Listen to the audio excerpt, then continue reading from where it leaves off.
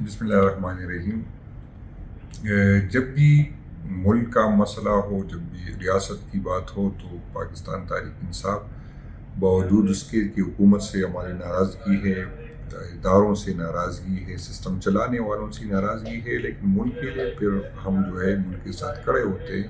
اس سے پہلے جب انڈیا اور پاکستان کا تھا تو پھر بھی ہم ساری ناراضگی ہم نے دور کی اور ملک کے ساتھ کھڑے رہے۔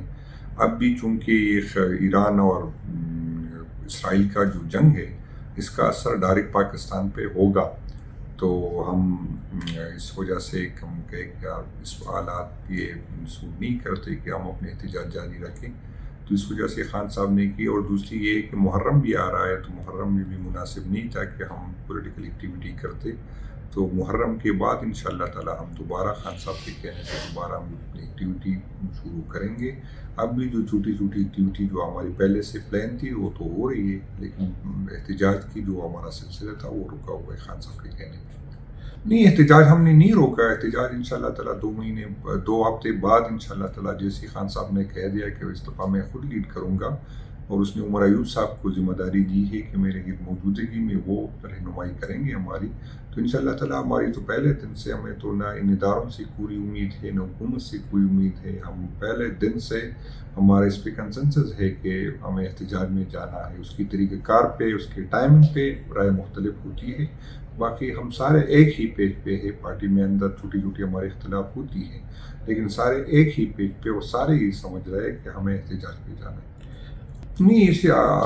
کل خان صاحب نے اعلان کیا ہے، تو میں تو وہ تو قیادت کو پتہ ہوگا کہ، لیکن میرے نوٹس میں ایسی کوئی بات نہیں ہے کہ اسٹیبلشمنٹ نے یا حکومت نے اس سلسلے میں کوئی رابطہ کیا ہے ہمارے ساتھ۔ نہیں، پی ٹی آئی تو پہلے دن سے اس حکومت کو وہ تو سمجھتی نہیں کہ اس کو نہ حق ہے کہ بجٹ پیش کرے، اور باقی یہ ہے کہ ہم